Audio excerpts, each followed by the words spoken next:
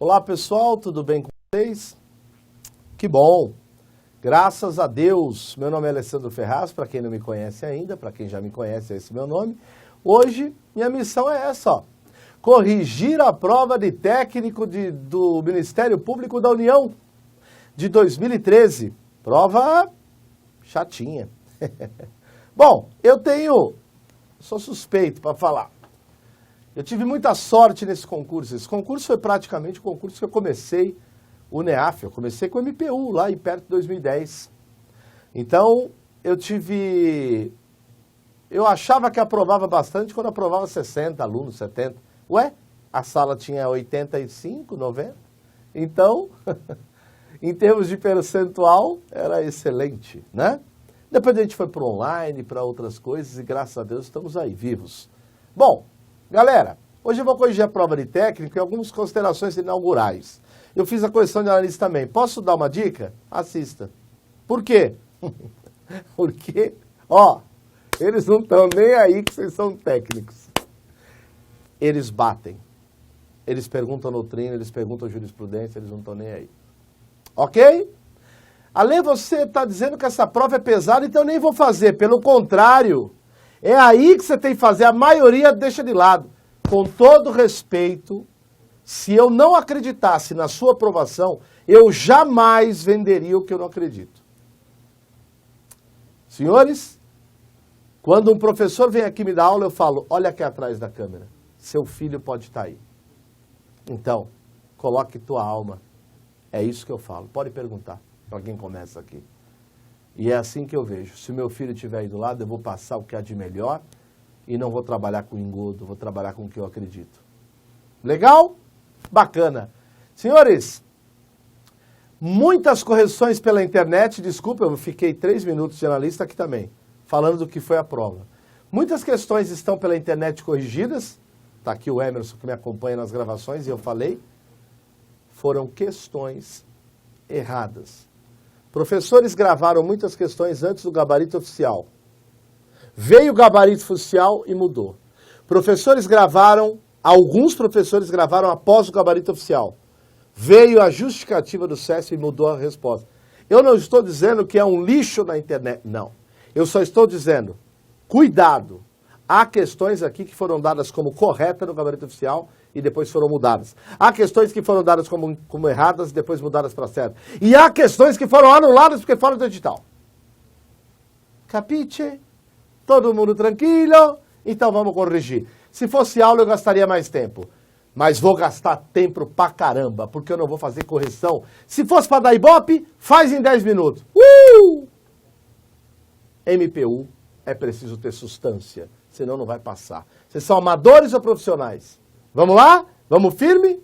Vamos lá, pessoal. Primeira questão. Todas as normas presentes na Constituição, independente do seu conteúdo, possuem supremacia em relação à lei ordinária, por serem formalmente constitucionais. E aí, pessoal? O que vocês acham dessa questão? Acha que ela está certa ou está errada? Já anota o gabarito para não se perder. Você está estudando deitado? Não, senta um pouquinho, por favor, eu espero. Não põe os notebook na barriga, né, no friozinho. Não, senta. Senta numa mesa com uma anotação. Legal? Professor, eu faço o que eu quero, tá bom. Todas as normas presentes na Constituição, independente do seu conteúdo, possuem supremacia em relação à lei ordinária por serem formalmente constitucionais. Gente, vocês já ouviram falar, né? Já viram esse desenho? Claro, todo professor faz.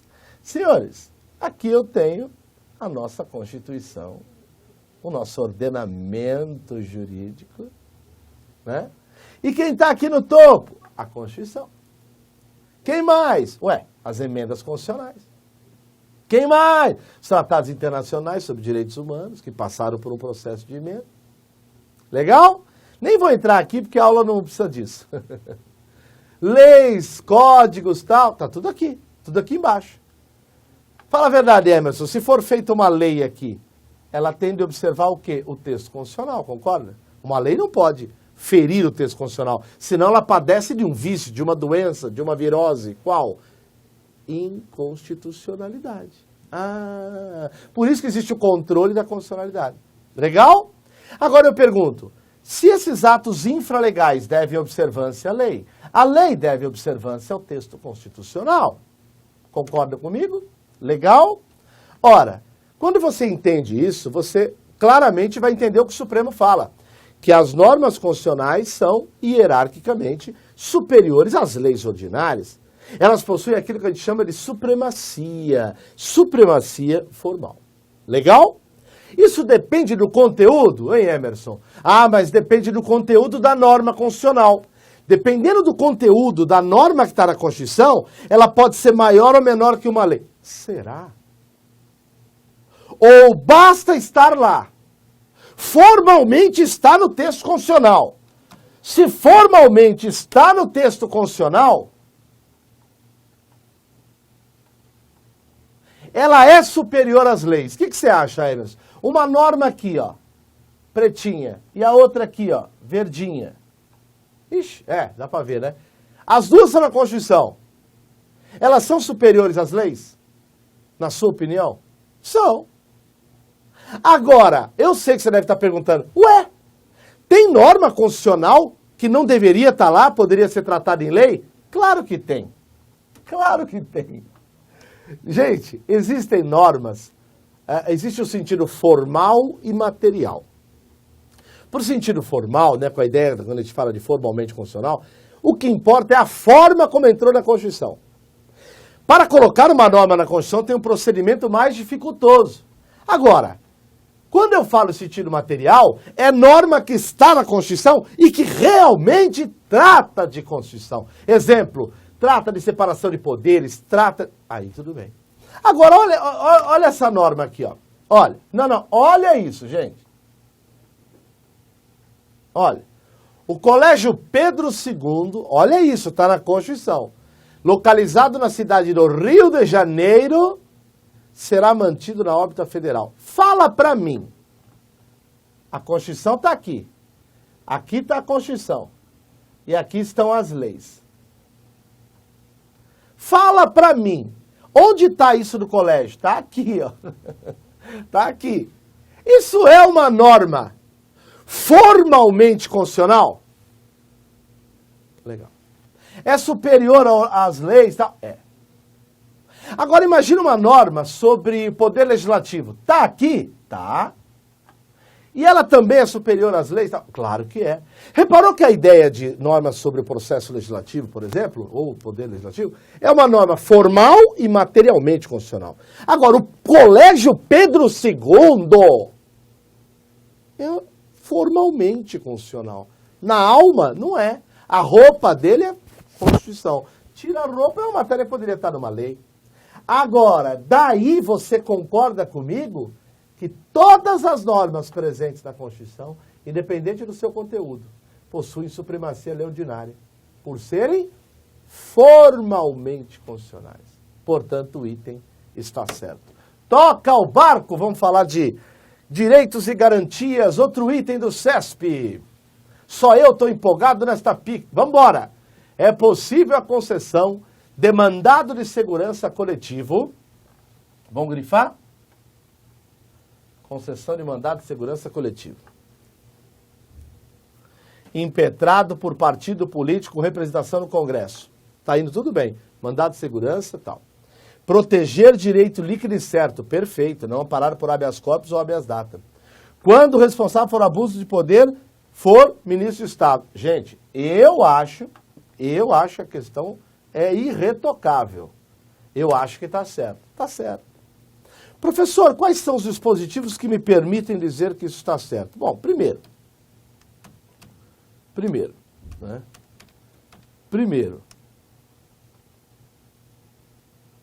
que foi? Não está gravando?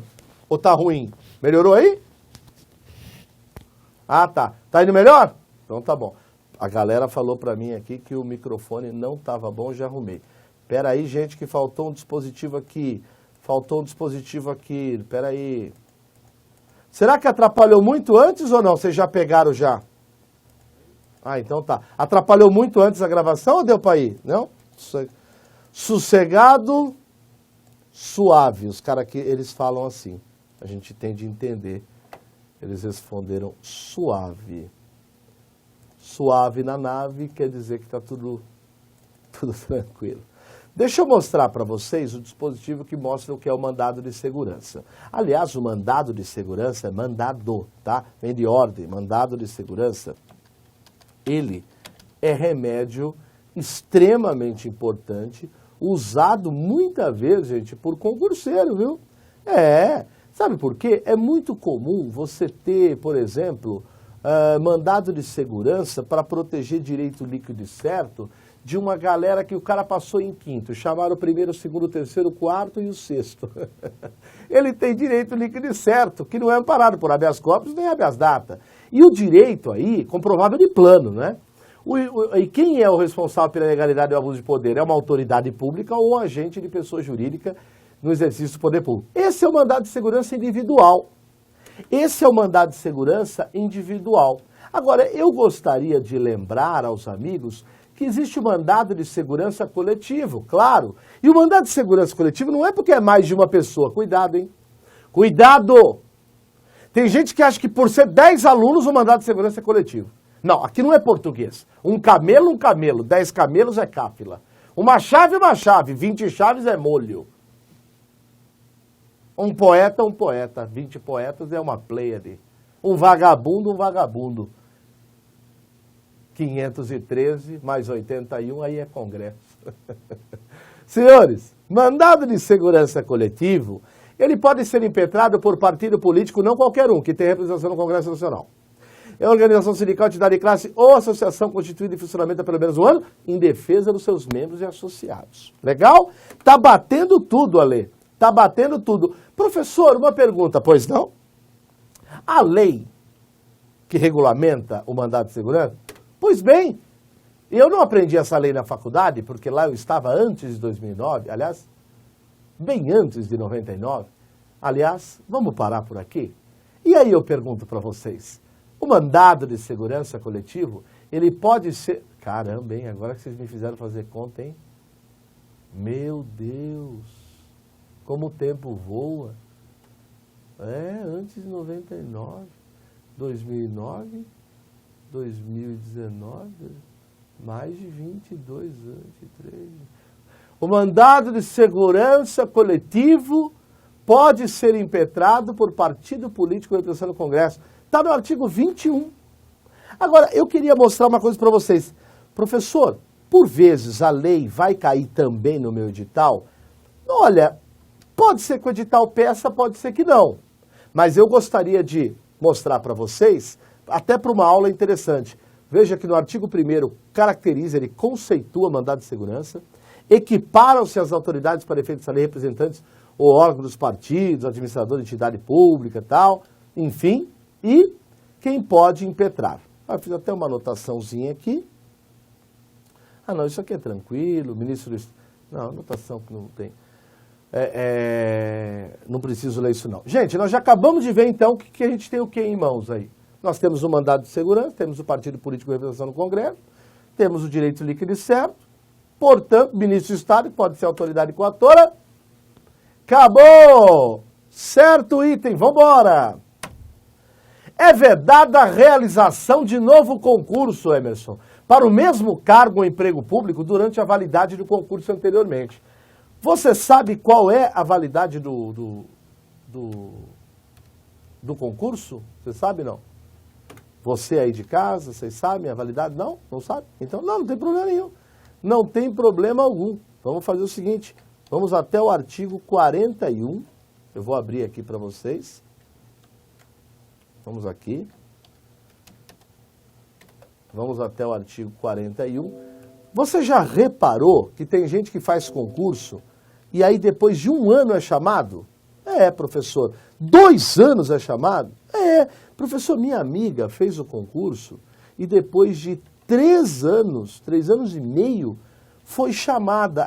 Aliás, ela estava passando por uma situação difícil, estava desempregada e chegou lá o aviso e ela foi chamada. Ela me contou isso. É mentira, professora? Isso aí é história? Não, não tem história alguma. É real. Porque o concurso público, ele tem validade, as pessoas costumam falar de 2 anos. Está errado, tá? Eu não posso falar assim, de 2 anos. Porque se eu falar de 2 anos, não pode ser 1. Então, a bem da verdade, o artigo 37, ele não fala isso.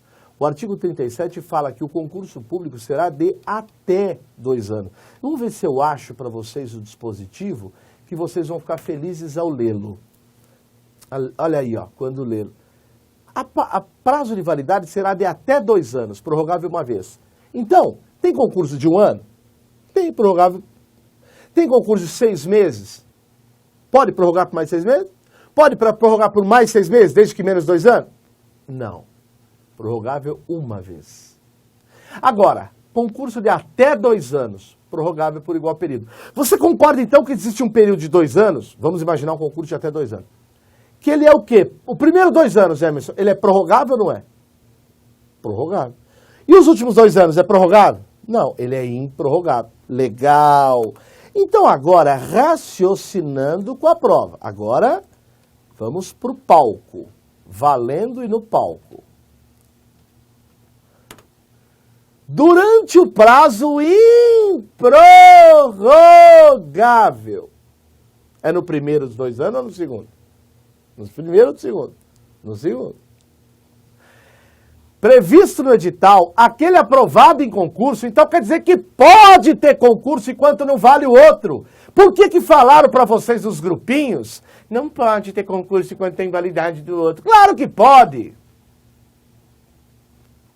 Será convocado com prioridade sobre os novos concursantes para assumir. Portanto, né, de acordo com o 37, é possível sim a realização de novo concurso antes que o interior tenha a validade dele esgotada, desde que respeitada a prioridade dessa nomeação dos aprovados no concurso anterior. É verdade a realização do concurso para o mesmo cargo durante o período de validade do anterior? Errado! Tranquilo? Vambora! Compete exclusivamente preservar as florestas, a fauna e a flora. Professor, algo aí não está legal. Por quê? Porque está errado. Claro que está errado. O grande problema é o aluno saber o quê? Ó, tem aluno que fala, eu sabia. Ah, é? O que é isso? Competência exclusiva. Onde está? No 21. E se fosse privativa? No 22. E se fosse comum? No 23. E se fosse concorrente? No 24. E se fosse residual? No 25. E se fosse... Professor, para de me cansar. E se fosse... do município? Só. Senhores, eu não posso dar uma aula para vocês sem ensinar isso. Repara, isso aqui, ó, número ímpar, o Emerson, não é competência para legislar. É competência material. Então, compete à União. Quando fala, vocês vão ver assuntos que estão nos dois. Mas não é para legislar. O 22 não, é legislar sobre um assunto. O 24 é legislar sobre um assunto. Então, quando ele perguntou exclusiva, ele quer do 21. Então está errado. Sabe por que está errado? Porque esse assunto não cai aqui no 21. Não cai no 22. Não cai no 23. Cai no 24, que é uma competência concorrente. Ó, como o barato é louco. Professor, o senhor errou. Cai sim aqui. Olha, professor. Amigo, amiga, é competência comum? Manter, ó. É competência comum o quê? Florestas, fauna, tal. Uma coisa é fazer isso. Outra coisa é legislar sobre fauna, caça, flora. Entendeu a jogada? É competência de todo mundo preservar floresta e tal. Agora, legislar, aí é concorrente. Então, veja, Portanto, tá fácil. Não é competência da União exclusivamente. Professor, mas a União também entra, ó. No concorrente. Entra, mas não é exclusiva. A competência exclusiva é do 21, que não é o caso. Item errado. Na aula eu explico a diferença de todas. Não aqui, né? Vambora! Olha aí, Emerson. Escreve essa questão no YouTube. Eu desafio você. Você vai ver um monte de vídeo com problema. Por quê? Não, eu não sou melhor que ninguém, eu nem gosto de militar. Não gosto de direito militar. É que a banca do concurso, ela alterou o gabarito dessa questão. O oficial. E considerou a alternativa incorreta. Professor, você pode mostrar a justificativa? Posso. A justificativa que estava lá, ó. Cadê? Aqui, ó. Achei, ó. Olha o que o CESP escreveu. Não é verdadeira afirmação categórica do item. Ele alterou de certo para errado. A sua suposta veracidade, ou seja, a sua suposta verdade, implicaria, teria como consequência, no fato de que a Justiça Militar não é competente para processar e julgar o militar que pratique homicídio culposo contra a vítima civil. O que não procede, ou seja, é possível. Dessa forma, opta-se pela alteração do gabarito. Então, a culpa não é que o professor é burro, que corrigiu errado, ele deu como certa a questão porque o gabarito deu. Hoje, essa questão, ela encontra-se como dada como errada. Sabe o que eu acho em relação a essa questão? Ah, professor, lê a questão. Caso um militar de determinado estado pratique homicídio. Olha, Emerson, o segredo, ó. Um militar matou um civil. A Justiça Militar não é competente. Deram como errado. Mas isso não quer dizer que... Veja, analisa comigo. Se está dando como errado, então a militar é competente. Então aí é que está a questão. Quando eu não posso afirmar, aqui eu vou dar como errado. Por que o CESP fez isso? A gente tem o artigo 125, parágrafo 4º, que fala que compete à Justiça Militar processar e julgar os militares, os crimes militares definidos em lei, tal, ressalvada a competência do júri quando a vítima for civil. Então, quer dizer, ó, tecnicamente você pode falar, se for homicídio doloso contra a vida, vai para o júri, não para o militar. Legal. Agora, o que eu quero que vocês analisem? Normalmente é isso mesmo, militar, civil indoloso é júri. Militar e por exemplo, culposo, né, poderia ser justiça militar. Só que a questão, ela não especifica qual é o homicídio. Então, o CESP, no meu sentir, deu como errado, porque não está especificado. Quer dizer, o CESP não, né? Alguém recorreu e o CESP mudou de certo para errado. Legal? Isso vocês vão enfrentar nas aulas com os nossos professores. Tá bom? Vambora! Compete a Advocacia Geral da União. Então, por favor, hein, ó. Tô avisando. Na maioria dos vídeos, vocês vão ver os professores corrigindo isso como certo. Porque foi antes da justificativa do CESP. Tô avisando. Compete à Advocacia Geral representar judicial ou extrajudicialmente a União. Gente, posso falar uma coisa? Posso falar uma coisa? Olha a AGU aí, ó. É uma função essencial à justiça. Ela, direta ou indiretamente, ela representa a União. Judicial ou extrajudicialmente. Toma cuidado. Ela representa a União? Sim. Agora, cabendo-lhe consultoria e assessoramento jurídico do Poder Executivo. Gente, então, ela não está falando que a AGU faz consultoria e assessoramento do Poder Legislativo e Judiciário.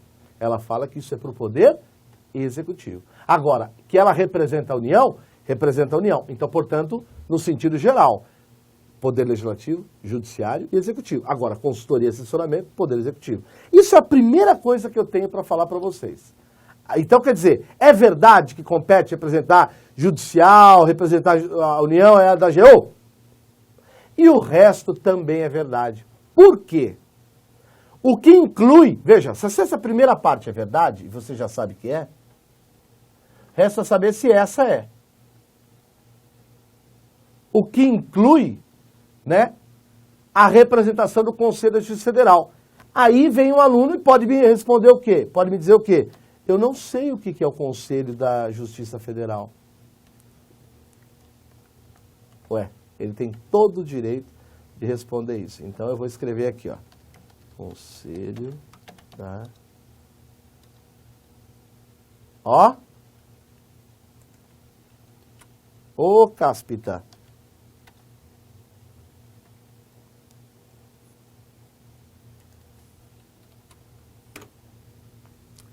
Onde eu tô? Artigo 105. O que é? STJ. O que é STJ?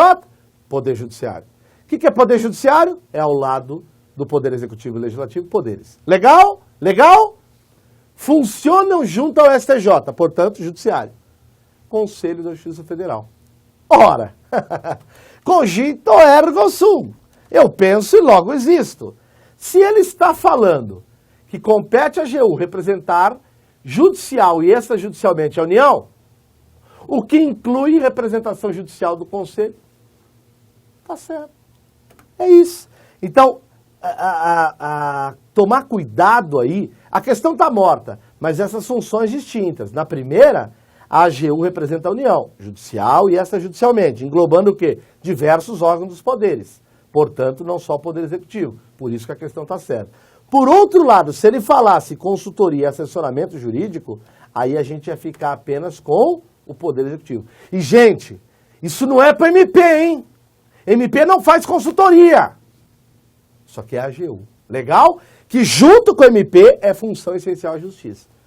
Desculpa, professor, eu só não entendi essa última parte. Que última parte você não entendeu? AGU e Ministério Público estão dentro do mesmo balaio? Não. Como assim? Ué, você sabe o que é o Ministério Público? Sei, professor.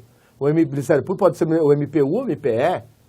Tá, isso você sabe, né?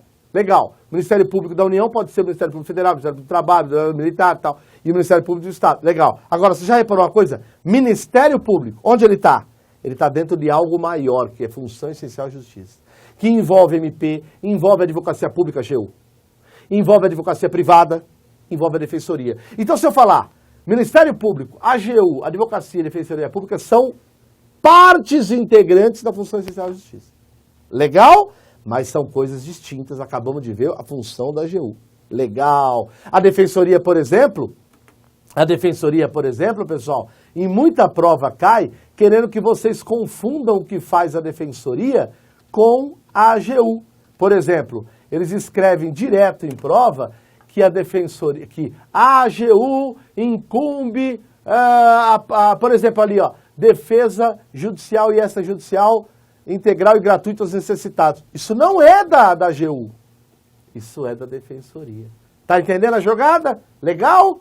Sou só o senhor mesmo que está empolgado aqui. Eu estou reparando que vocês não estão empolgados. Vamos embora? 5.7. Olha aí, velho, falamos dela, ela aí. A Defensoria Pública é uma instituição essencial à função institucional do Estado. Certo! Incumbindo orientação jurídica e defesa em todos os graus de necessidades comprovadas. Certo! Aos integrantes assegurar a garantia da movibilidade e vedado o exercício da advocacia fora as atribuições institucionais. Certo! Então o item está certo. Artigos de leitura que eu peço para vocês lerem. O artigo 134. Legal? Legal? Artigo... tá aí. Aliás, é cópia, né, do 134, parágrafo 1º, né, gente? Pelo amor de Deus. Né? Lei complementar, organizar a Defensoria da União, do Distrito Federal, dos territórios, mediante concurso público, assegurar aos seus integrantes a garantia de inamovibilidade, verdade exercício de advocacia fora das atribuições, tudo cópia. E óbvio que a Advocacia Geral da União, a Defensoria, não é órgão do Poder Judiciário, né? Nem o MP, porque quem são os órgãos do Poder Judiciário? Estão aí no artigo 92. Portanto, certo item. Vamos falar de mais uma? da extradição. Vamos falar? Vamos falar da extradição. Vamos lá. Professor, eu quero julgar certo ou errado. Vamos lá, julga aí. A extradição de brasileiro expressamente vedada em caso de nato. Olha o que disse a questão. É um perigo essa questão.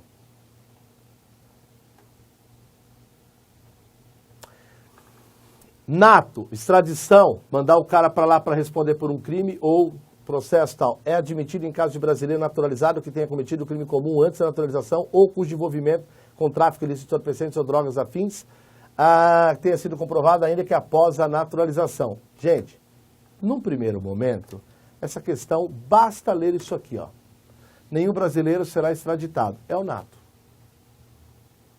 Salvo quem? O extraditado. Quando? Se for antes da naturalização, gente, ele pode, mas depois ele é nosso. Então, o nato é podre? É podre. É nosso, fica aqui. O naturalizado é podre? É podre. É antes da naturalização? É. Vamos mandar ele embora. Se for depois, ele é podre, mas ele é nosso, não vamos ter extradição. Agora, se for envolvido de tráfico, ele pode ser antes ou depois, que foi o caso. Então, veja, a questão poderia ser resolvida apenas por isso. Pronto. Aí, ó. Item certo. Só tem um problema, Emerson. Direto o CESP faz isso. Ele fala que o nato não pode ser extraditado. Legal. Calma. Tudo depende de como que foi falado. Eu quero que você raciocine comigo, Emerson. Quando eu peço um brasileiro que está em Massachusetts, em Illinois, no Texas, na Carolina do Norte, na puta. Nós pedimos o brasileiro. O brasileiro está lá em Principado de Mônaco. O brasileiro lá é nato. Os caras podem mandar o brasileiro para cá para responder o processo, sim ou não? Sim. Você acabou de admitir que o CESP está errado quando ele fala que nunca um nato pode ser extraditado. Ué? Então eu estou falando de qual extradição, Emerson? Quando eu peço ativa. Quando os Estados Unidos pede, a Itália pede um brasileiro que está aqui, é nato, não vai dar extradição. Por quê? Porque a extradição é passiva. Tudo bem até aí? Mas ainda não está boa a questão. Sabe por quê? Os alunos... Olha uma questão que eu achei, que não é essa. O brasileiro não pode ser extraditado para outro país, em hipótese alguma. Deram como errado. E por que deram como errado? Porque pode em alguns casos. Legal? Para provar minha tese. Professor, posso dizer uma coisa? Pois não. O senhor sabe que pode acontecer uma coisa interessante. O quê? O nato pode perder a nacionalidade dele, Alê. É verdade. Sabia disso? O nato pode perder. Se ele adquirir uma outra, simplesmente adquiriu, e ele está abdicando da brasileira, ele perde. Ele não é mais brasileiro nato. Ele pode se tornar dupla nacionalidade, pode.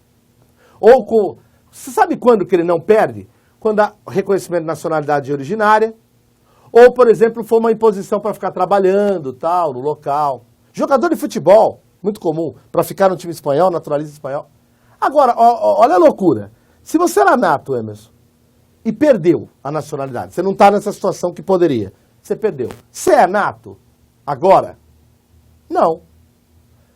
Se você se envolver numa extradição, o Brasil vai dar? Vai.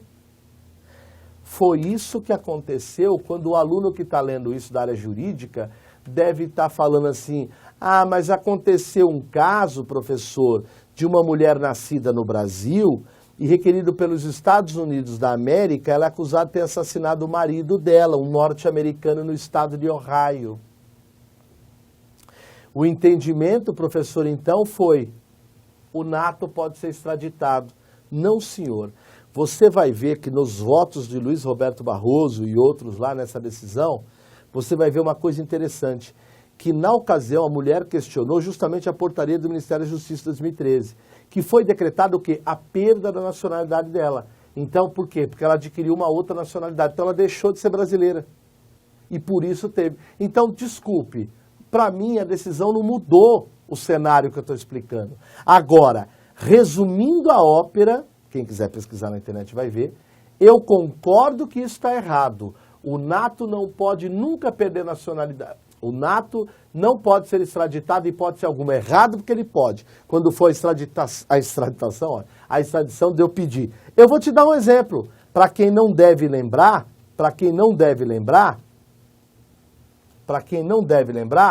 coloca na internet Salvatore Cacciola, banqueiro, Principado de Mônaco. Ele é nato. Mas o Brasil pediu a extradição dele. Então eu pergunto, o nato pode participar de um processo de extradição?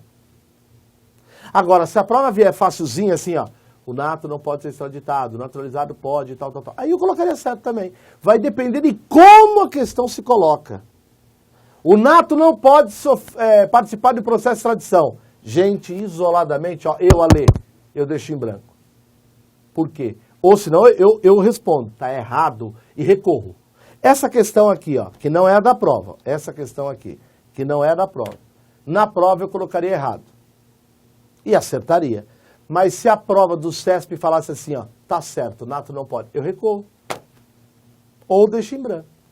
Resposta do nosso gabarito, certo. Legal? CESP não é perfeita não, meu amigo. Vamos para 59, tá acabando, Emerson? Deixa eu ver. Só duas, né? Só, já era. Não, são 3, 59, 60 e 61. Não, 62 não vai. Emerson, aproveita enquanto eu estou na 58, pede para o Sérgio abrir minha sala lá e pegar a prova de técnico do MPU para mim e trazer aqui, enquanto eu vou corrigindo, por gentileza. Vamos lá, pessoal? Mais 2, 3 minutinhos eu acabo. Vamos embora. Vamos agora para 59. 58 já foi. 58 já foi. Vamos para 59. Cabe ao presidente da República a nomeação do Procurador-Geral da República, cujo mandato será de 2 anos, permitida uma recondução. Gente, eu não preciso mais ler. Cabe ao presidente nomear o Procurador-Geral da República. Acabou de ter nomeação. Substituição Janot. Mandato será de 2 anos, permitida uma recondução. Bom, vamos lá. Se você já leu uma vez isso, você sabe que o Ministério Público da União tem um chefe, que é o Procurador-Geral da República. O Ministério Público da União tem um chefe, Procurador-Geral da República. Ele é nomeado pelo presidente, dentre os integrantes, mandato de 2 anos. Permitida a recondução. Não é permitida uma recondução.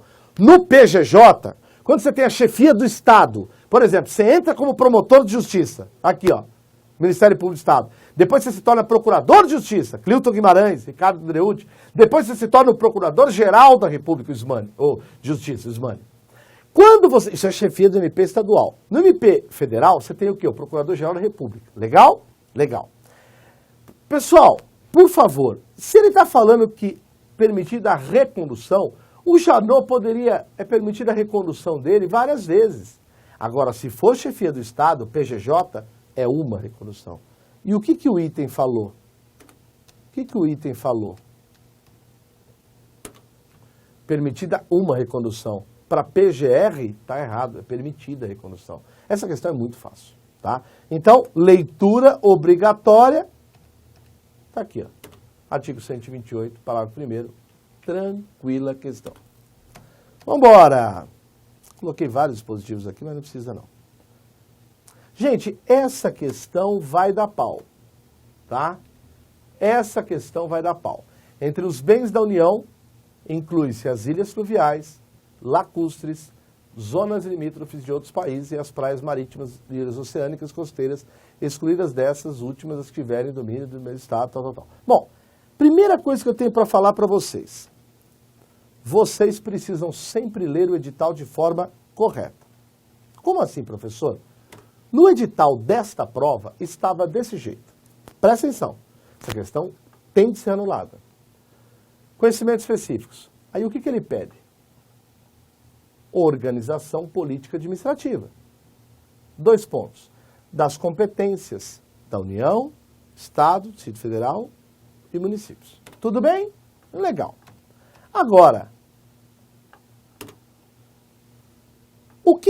então o que o edital pediu? Ora, ele pediu da organização política administrativa e das competências da União, né? Competências, tá? Só que tem um problema. Quando você chega lá nos artigos da Constituição, você vai ver que tem uma parte que fala de bens, bens da União, bens do Estado, tal. Legal? E essa questão, o conteúdo dela versa sobre bens da União, que é o capítulo 2 do artigo 20. E esse tópico, ele não está contemplado nos objetos da avaliação.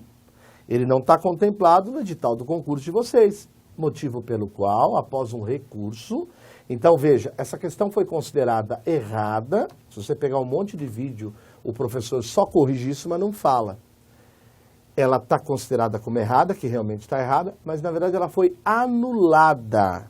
E a justificativa do CESP, se você quiser procurar, está lá, é justamente o item fora do edital. Combinado? Só para que ninguém diga, Alê, você não sabe corrigir, será que é isso? Não, não é.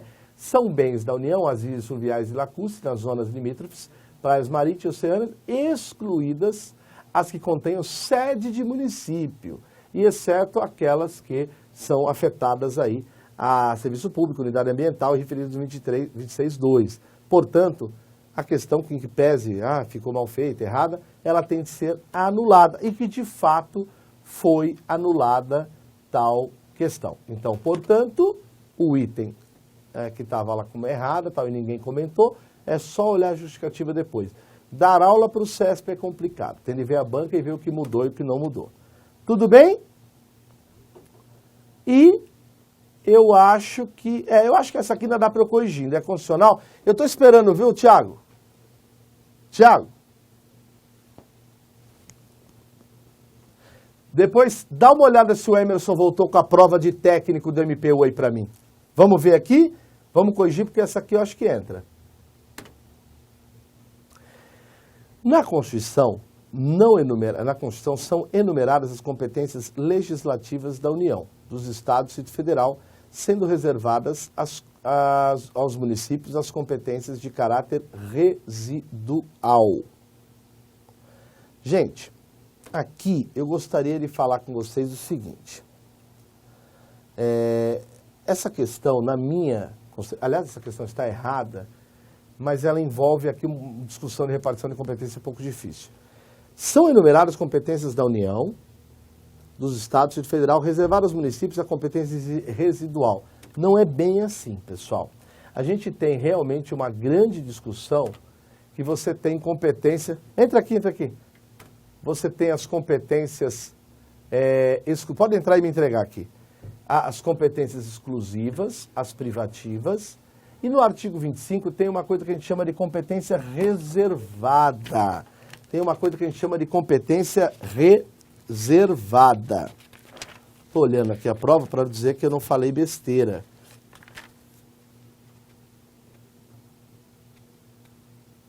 Não. É que a minha estava anotada em cima da minha mesa. Então vamos lá. Ó, quiser pegar essa aqui, é igualzinha. Aqui. Pessoal, quando eu falo, olha o artigo 25. Ó, aos estados são reservadas as competências que não lhes sejam vedadas. Gente, olha isso. Eu tenho competência que vem... vamos lá, vai pessoal, como é que eu vou explicar isso? Ó. Imagina que todo mundo sabe que eu tenho a República Federativa do Brasil, dividida em União, Estado, Distrito Federal e município. Gente, como é que eu não vou falar em soberania, porque eu falo soberania é o Estado Federal. Mas esses caras, União, Estado, Distrito Federal e município, eles têm o quê? Autonomia. E para isso eles têm competência. Então tem competência que foi expressa para eles, porque senão, sem ter nenhum tipo de repartição, como é que eu vou falar que eles têm ou não têm divisão? Não dá, né? Não tem autonomia. Então, agora, para os estados é interessante. Até tem competência expressa do Estado, mas em regra, para o Estado, eu não fiz igual para a União. A União eu falei, ó, compete à União privativamente legislar sobre isso, cabe aquilo. Para os estados foi dito o seguinte, olha, as competências que não foram proibidas a ele, elas são reservadas. Então, quer dizer, é uma competência residual. Então, quando a questão falou, só por isso, para corrigir rápido, quando a questão falou que está errado o item, ela ficou boa. Por quê? São enumeradas as competências da União, do Estado, sendo reservadas aos municípios residual. Não, em regra, quem tem a residual é o Estado e não o município. Tá? Mais que isso, gente, com todo respeito, eu tenho de explicar a teoria de repartição de competência. Juro para você, acredite em mim, se você assistir uma aula de repartição de competência, você vai falar, nunca mais eu erro isso. Mas eu tenho de olhar com calma. Legal? Deixa eu só ver uma coisa aqui. 1, 2, 3, 4, 5, 6, 7, 8, 9, 10, 11, 12, 13, 14, 15. Tá certinho? Vamos embora, mais uma. Luiz, aqui eu vou ficar uns 50 minutos, uns 48, viu? Já avisa aí para ninguém me xingar. Mas já estou acabando. A Constituição no 62, ao indicar o rol de agente público enumerado por subsídio, essa é fácil, que bom. Veda a remuneração de servidores em carreira. Gente, ó, essa é baba. Você já ouviu falar em subsídio, Emerson? Quando uma pessoa recebe assim, ó, ela recebe assim, ó, bem magrinho, R$800, mais auxílio disso, auxílio daquilo, não sei o que, tal. Aí vai engordando. Esse gordão vai a R$4.000, por exemplo, é a remuneração. E o vencimento é aquele magrelo. Tem gente que não recebe assim não, Emerson. Ela recebe assim, ó, parcela única. Membro de poder, detentor de mandato eletivo, ministro de Estado, secretário estadual, pau, parcela única, 20 mil. Isso é subsídio. Então é verdade qualquer acréscimo, abono, tal. Legal? Isso é subsídio. Agora olha que interessante. Há carreiras que recebem por meia remuneração e que podem depois receber por subsídio? A remuneração dos servidores públicos organizados em carreira pode ser fixada nos termos do parágrafo 4º, ou seja, mudar para subsídio. E foi isso que a prova queria, por isso que deixou errado. Ao indicar o rol, veda que a remuneração dos servidores de carreira seja fixada por subsídio. Não! Diz que pode. Então essa é fácil. Com base no dispositivo 39, parágrafo 8º, combinado com 39, parágrafo 4º. A regra segundo a qual juízes não podem, antes decorrido 3 anos de afastamento do cargo. Juiz, saiu do cargo. Antes de 3 anos, eles não podem exercer advocacia ou juízo no tribunal do qual tenham se afastado. Seja porque eles foram se afastaram por aposentadoria ou por exoneração. Onde está escrito isso? Onde está escrito isso? No 95. Exercer a advocacia no juízo ou tribunal de qual se afastou 3 anos, afastamento. Seja... Gente, isso é quarentena, Emerson. O cara sai do tribunal, ele sai com prestígio ou não sai? Sai. Aí ele abre uma advocacia e começa a advogar lá onde ele... Todo mundo conhece você, Emerson. Você era o desembargador do local. E aí? Você tem a manha de conhecer todo mundo lá ou não tem? Então não pode. Seja porque você aposentou ou exonerou. Você tem de cumprir o quê, ó? 3 anos de quarentena. Não é que não pode advogar, hein, Emerson? Você pode advogar, mas não pode advogar lá onde se afastou. Portanto, o item tá certo. Vamos para outra. Tá acabando, faltam 2 itens, 50 minutos só, ninguém vai morrer. Então, a pessoa assiste Palmeiras e Corinthians com prorrogação. A pessoa assiste Palmeiras e Corinthians. Que coisa mais ridícula. Seja pelos 2 times ridículos, porque o meu também é, o São Paulo, seja pelo nível de futebol que se é apresentado. Vai na várzea há 30 anos pra você ver o que era futebol, pra ver se você consegue assistir Palmeiras e Corinthians hoje. Pelo amor de Deus, gente, ninguém joga bola mais. Acorda. Por isso que todo mundo assiste futebol europeu. Já viu que pobre tem essa mania? Tem camisa do Barcelona, camisa do Manchester, nem sabe o nome dos times. Outro dia eu vi um rapaz falando, esse time de Manchester é o melhor que tem na Espanha. Mas não é na Espanha. Por quê? Porque os times são muito ruins. Muito ruins. Eu joguei futebol, a maior prova disso, eu acabei de ferrar meu tendão de novo. Vamos lá. A regra do 5º constitucional. Emerson, você já ouviu falar no 5º constitucional? Não? Aqui, ó. Nunca ouviu falar no 5º? Não? É o seguinte, Emerson. Imagina você lutou, é juiz federal, foi subindo na carreira e chegou até o tribunal. Legal? Você pode chegar até o STJ, não é? Legal. O Tiago aí do seu lado é advogado, brilhante, rico, estudiosíssimo, doutor. Ele pode ir pelo tribunal por indicação, Emerson. Não, não brinca. Pode. Ele vai pelo 5º constitucional. 1/5 dos tribunais, Tribunal de Estado, tal, será composto de membros do MP com mais de 10 anos e advogados, de notório saber jurídico e reputação ilibada, que é o caso do Thiago. Reputação ilibada eu não sei. Com mais de 10 anos e vai para uma lista tal. Só que aí veio a questão e cometeu um erro, galera. Depois essa lista, você leu 94, aí eu explico em aula tal. Só que tem um problema, ele colocou na questão, por isso que ela ficou errada, que aplica-se ao STJ. Galerinha, no STJ, ele até fala do 5º, porque o 5º está no artigo 95. Mas, na verdade, é a forma de escolha. O STJ, na verdade, você tem a escolha de 1/3. Então, quando você falou do STJ aqui, professor, no artigo 105, não é que a gente aplica ao STJ a regra do 5º constitucional. O erro das pessoas ao ler o STJ é que elas leram de forma equivocada o seguinte, ó, dá uma olhada aqui, ó. Ó. O STJ é 1/3 constitucional, porque 1/3 vem daqui, 1/3 vem dali. Só que aí olha o que fala, indicados na forma do 94. A pessoa falou, cabe o 5º constitucional no STJ. Não, não tem 5º constitucional no STJ. Não tem 5º constitucional no STF. Professor, mas aquele advogado do PT lá, meu Deus do céu,